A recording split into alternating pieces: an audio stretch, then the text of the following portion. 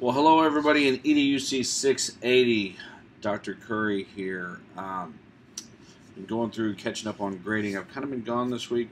We've had some family friends in town, and so catching up on grading this fine Saturday morning, or I guess Saturday afternoon. I'm up at the office, getting ready to here in a couple hours as I grade, turn on the U.S. Open, see if Tiger Woods can keep it going.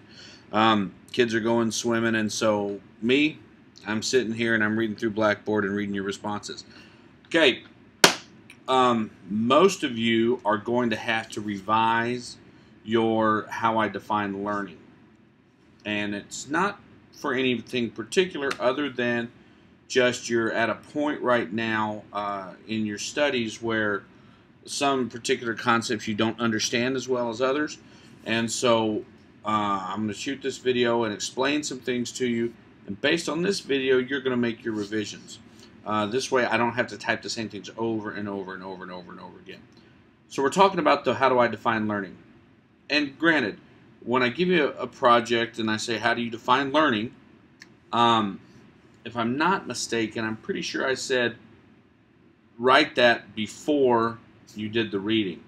Because I'm getting regurgitation back from the reading. You know, if you had written me a paper and didn't try to quote the book and just said, I think learning's this or this or this or this, based on your experience, I probably would have been okay with that. But if you write this paper and you quote the book back to me and you're wrong, then you're going to revise. So here's the big issue we got. I know what the book says, and I know what you think you understood the book to say. But in chapter 2, it talks about, on page 20, right? Learning defined and viewed from different perspectives. Okay? So, we have it from different perspectives. Let's put this in context. Let me see, what do I have here on my desk? Okay, I've got my whiteboard eraser. Okay? So this is my whiteboard eraser. When I look at my whiteboard eraser, I have one perspective on it. I see what's right here. Okay? If I flip it like this, it looks very different to me. Or like this, it looks different. You see what I'm saying? But at any given time, I have one perspective. I only see it one way. These theories of learning, these different perspectives of how people define learning are the same way. You've got one perspective on learning.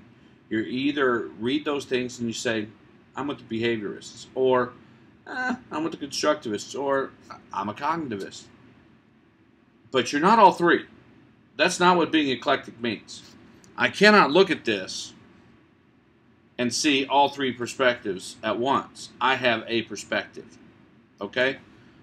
Saying that you're a behaviorist, a cognitivist, and a constructivist, that you buy into all three, is kind of like saying you're a Catholic, a Mormon, and a Muslim.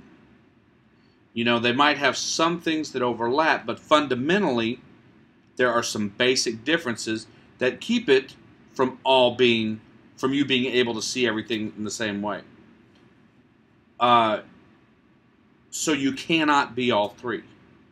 Let me give it to you in a way that helped me learn it when I was in graduate school, because I used to listen to the behaviorists talk about, well, we define learning as an observable change in behavior.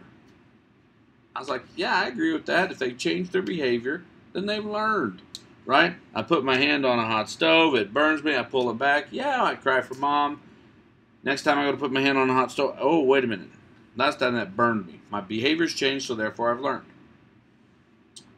I can buy that. A constructivist says, well, I can't really define learning because it's happening in their head.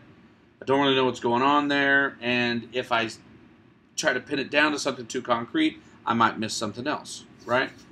So in other words, you know, a behaviorist would say, well, I put my hand on the stove, ow, you know, and next time I go do it, I don't, but they can't say that it's necessarily because I remembered the last time it burned my hand.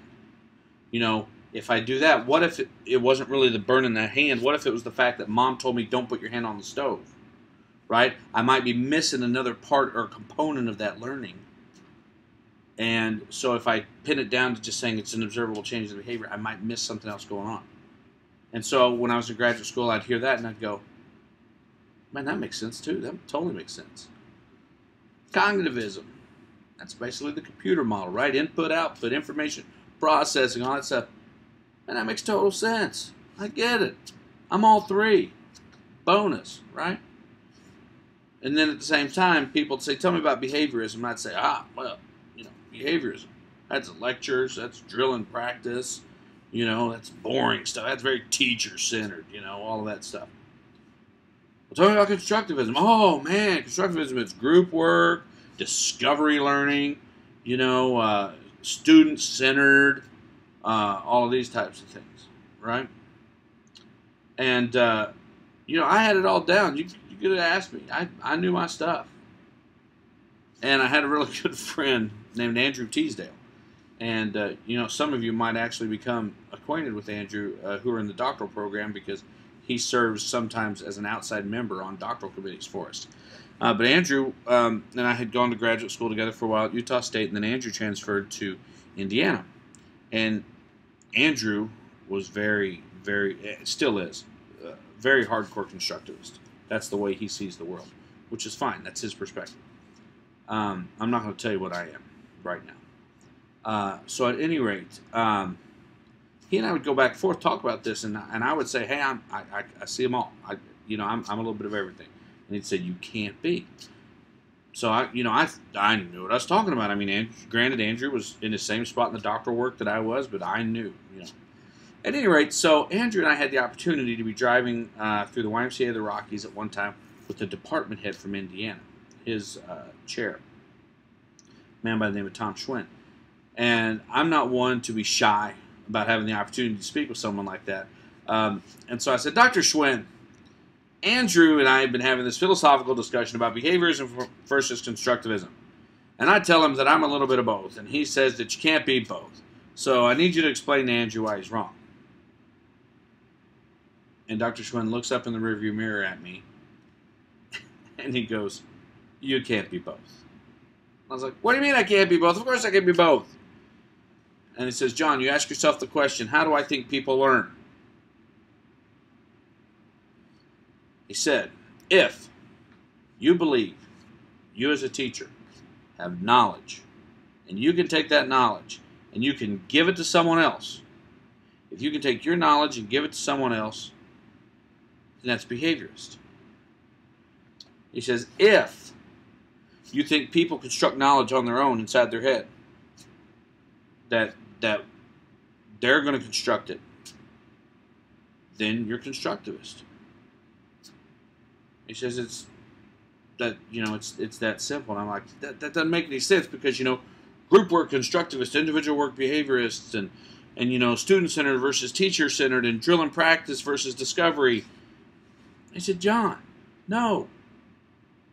We don't define these learning theories by the instructional strategies that they might use a lot. He said they're all tools, a part of the same toolbox. A plumber might have a hammer in his toolbox that he will rarely use, but he'd still have a hammer. Just the same as a carpenter might have a wrench. But just because he has a wrench doesn't make him a plumber. So a constructivist can use drill and practice or lecture just as much as a behaviorist can do discovery learning and group work. When it all comes down to it, the difference between these is how do you think people learn? If you think knowledge can transfer from one person to the next, that's a behaviorist.